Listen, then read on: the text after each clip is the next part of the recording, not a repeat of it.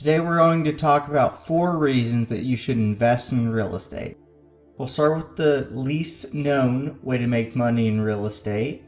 Then we'll talk about what is probably the first thing you think of when you think about making money in real estate.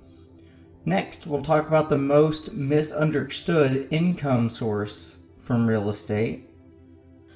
Finally, we'll discuss the most randomized source of income from real estate. I hate taxes, and one of the reasons I love real estate is that it can help keep you from paying taxes. Did you know that for every rental property you own, you can depreciate 1/27.5 of its above ground value on your taxes? Say you have a home that is worth $250,000. Location means a lot, and that means the land itself is probably like $150,000. But that remaining $100,000, every year you have this rented, you can write off $3,636. If for your tax bracket you're paying 25% of your income, this means you can expect an additional $900 back on your tax return when you do this properly. I promise this is completely legal. However, you're an adult, consult a licensed CPA for help with your taxes. Telling the IRS that some guy on YouTube told you to do that won't keep you out of handcuffs, but verifying your paperwork through a licensed and insured professional probably will. Cash flow is the source of income in real estate that everyone thinks of. This is the extra money left over when you subtract the mortgage, taxes, insurance, homeowners association dues, and property manager's commission from your tenant's rent.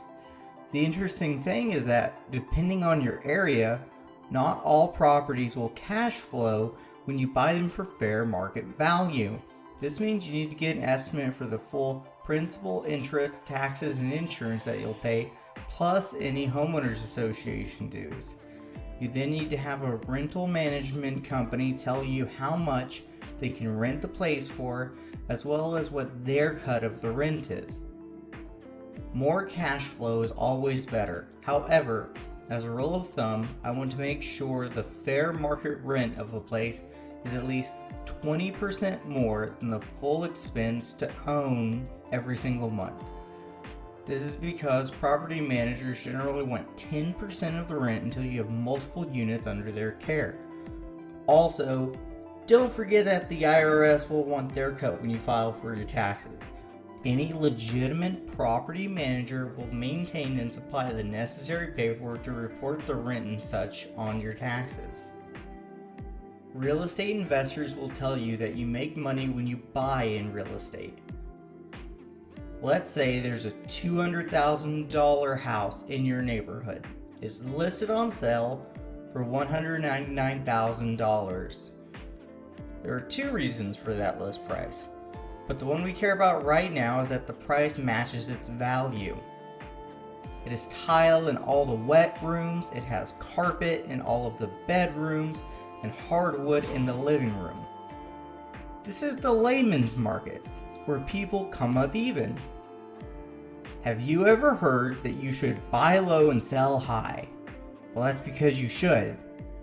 However, paying $200,000 for a $200,000 house is buying moderate to sell moderate. Don't do it. Instead, maybe you offer like $150,000 for the nice $200,000 home. They might say no. Oh well, real estate is kind of like Tinder. Swipe left. But if they said yes, you make a 20% down payment, and so your mortgage is $120,000.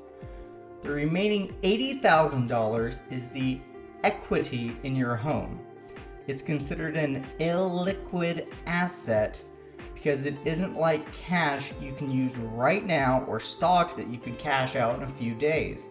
However, you could take out a home equity line of credit, a home equity loan, or even do a cash out refinance to access that equity as cash. This is a little oversimplified, and there are more ways to access equity to make money, like a relock or commercial portfolio line of credit. Equity is good and you want it because it insulates you against a market recession and also gives you additional investing options elsewhere. The most randomized source of income is appreciation. I put this at the end because you have to understand equity to understand appreciation. Appreciation is when the value of your home goes up. Depreciation is when it goes down. The general rate of inflation of the US economy since the Great Recession has been ballpark 2%. The general rate of inflation of real estate, on the other hand, has been 4%. Basically, this means that owning real estate in the long run beats out holding cash. However, the best benefit of appreciation is from leverage. If you invest $10,000 into stocks and those stocks go up in value 10%, you just gain $1,000. But if you invest $10,000 into real estate to purchase a $100,000 home and it goes up 10%, you just gained $10,000. Of course, that's only if it goes up. Home prices plummeted around 2008, in some cases 20 to 35%, but have since recovered. This is why you want cash flow and equity to protect yourself when the market does turn down. In the long run, it will still appreciate so long as you buy in a good area. One way that you know it's a good area is population growth. This is simply a matter of supply and demand. If you have more people coming into an area in the same number of homes, the price to rent or buy those homes will go up.